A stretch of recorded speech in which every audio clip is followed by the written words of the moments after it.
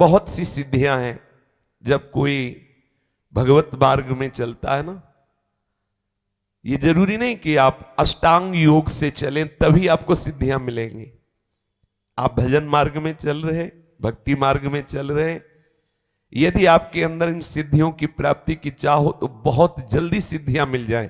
यदि कोई अपराध न बनने पावे, शास्त्र विपरीत आचरण न होने पावे, रजोगुण तमोगुण का नाश करते हुए जब सतोगुण बढ़ता है हृदय में, तो सिद्धियां अपने आप प्रकाशित होने लगती हैं। बहुत साधारण बात है सिद्धि प्राप्त करना, बहुत साधारण बात। लोगों को लगता है कि छोटे मोटे चमत्कार बहुत कठिन है, बोलो बड़ी महिमामयी बात है कि वो तुम्हारे मन की बात जाए। कोई खास बात नहीं, ये बहुत प्रारंभिक दशा में सब सिद्धियां आने लगती हैं।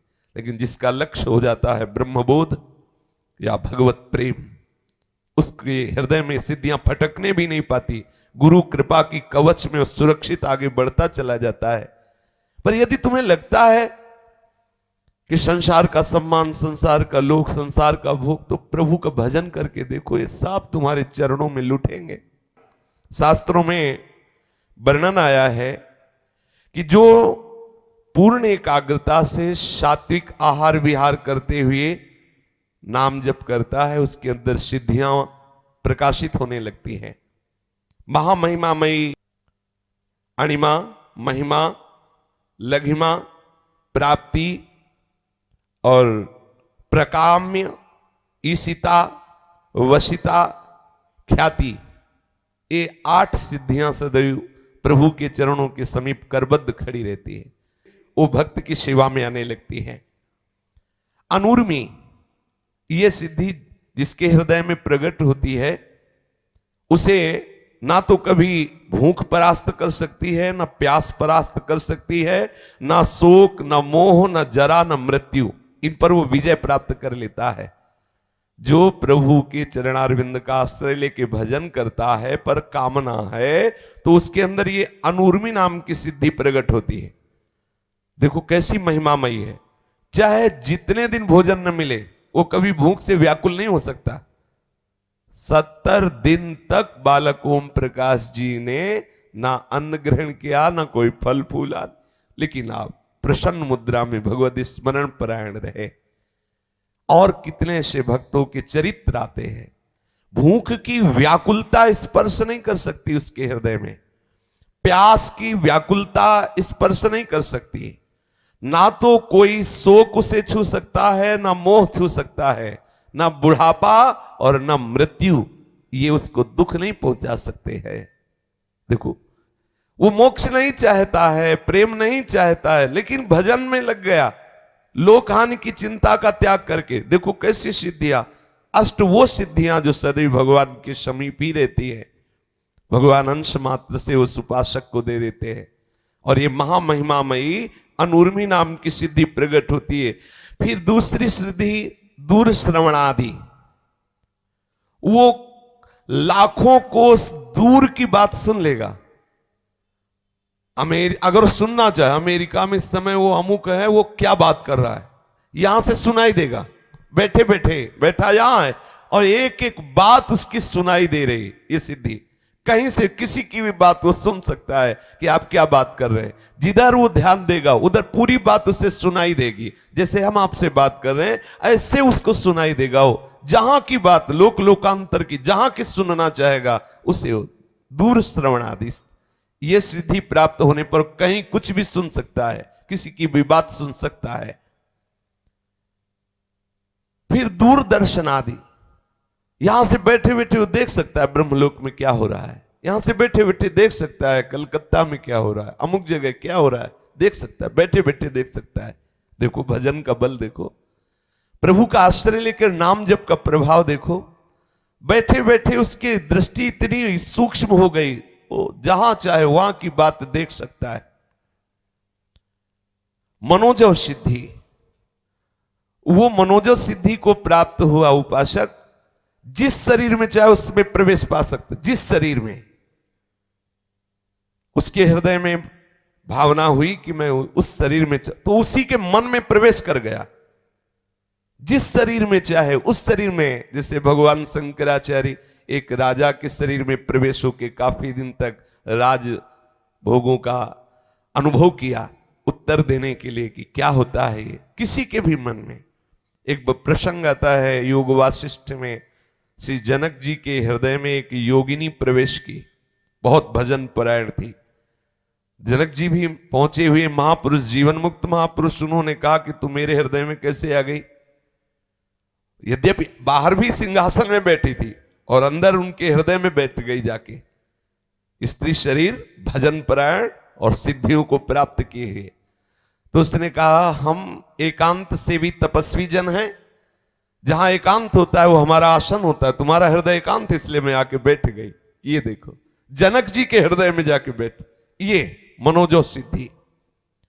मनोवेग से जहां जाना चाहे वहां पहुंच जाए, जहां जाना चाहे, किसी के हृदय में जाना चाहे, दूर देश में संकल्प किया तत्काल पहुंच गया।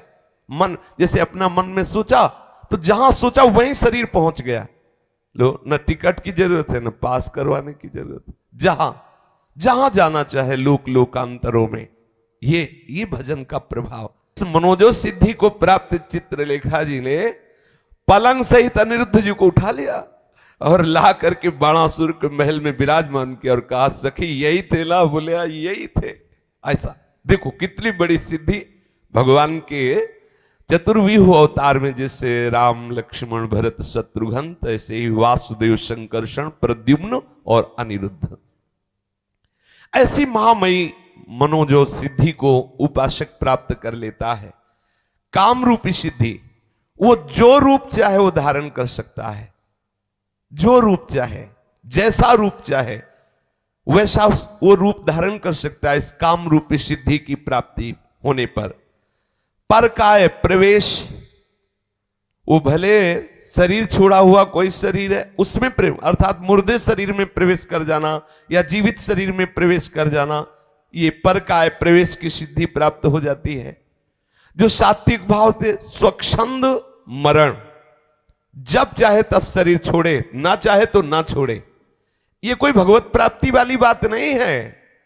चांगदेव नाम का एक महात्मा 1400 वर्ष का, ये कोई सतयुग त्रेता की बात नहीं, महाराष्ट्र में श्री ज्ञानदेव जी महाराज के दर्शन करने में आया, सिंह पे बैठ के सांप की चाबुक लेकर के। ऐसा तो इसका तात्पर्य है कि इस स्वच्छंद मरण सिद्धि को प्राप्त है, लेकिन ना तो उसके अंदर विशुद्ध बोध है ना भगवत प्रेम है।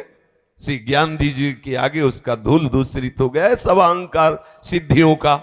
और देखो भजन का प्रभाव देखो, चबूतरे में बैठे थे श्री ज्ञानदेव जी महाराज, तो पता चला कि योगी मिलने आ रहा है, तो चबूतरे से कहा हाँ चलो, तो चबूतरा चल दिया। और उसके होश उड़ गए कि मैं तो चैतन्य शेर को अपने वश में करके ला रहा हूं, सांप की चाबू, ये तो जड़ चबूतरा चल दिया। भजन का प्रभाव। फिर है देव क्रीड़ानुदर्शनों, ये सिद्धि जिसके हृदय में प्रकट होती, तो जैसे अपने लोग टेलीविजन देखते हैं ना, ऐसे वो जिस लोक के वो खेल देखना चाहे, क्रीड़ा के विविध प्रकार के, विलासता के, वो सब देख सकता है। गंधर्व लोक में कैसी क्रीड़ा हो रही, देवलोक में कैसी क्रीड़ा हो रही, ये सब यथा संकल्प संसिद्धि, जैसा संकल्प करे ठीक वैसे ही कार्य होगा। ये सिद्धि प्राप्त होने पर जैसा संकल्प करेगा वैसे ही सामने परिवर्तन हो जाएगा। चाहे वो जड़ वस्तु हो चाहे चैतन्य वस्तु हो, उसके संकल्प के अनुसार चलना होगा। यह सिद्धि प्राप्त हो जाती है। अप्रतिहत गति, उसकी आज्ञा को कोई उल्लंघन नहीं कर सकता। जिसके अंदर सिद्धि, जो आज्ञा करेगा उसका पालन ही करना पड़ेगा, बलात् करना पड़ेगा, उसकी गति को कोई रोक नहीं सकता। यह सिद्धि जिसके हृदय में अप्रतिहत गति प्रकट होती है। त्रिकालज्ञता, भूत में क्या हुआ, भविष्य में क्या होगा, वर्तमान में क्या हो, सब उसे पता हो जाता है इस सिद्धि के प्राप्त होने पर। अद्वंदता, शीत उष्ण सुख दुख मृदु कठिन, ये मान अपमान सब ये वश में हो जाते हैं, कोई भी द्वंद्व से परा। लेकिन ये बोध संपन्न महापुरुष नहीं हुआ, ये भगवत प्रेमी नहीं हुआ।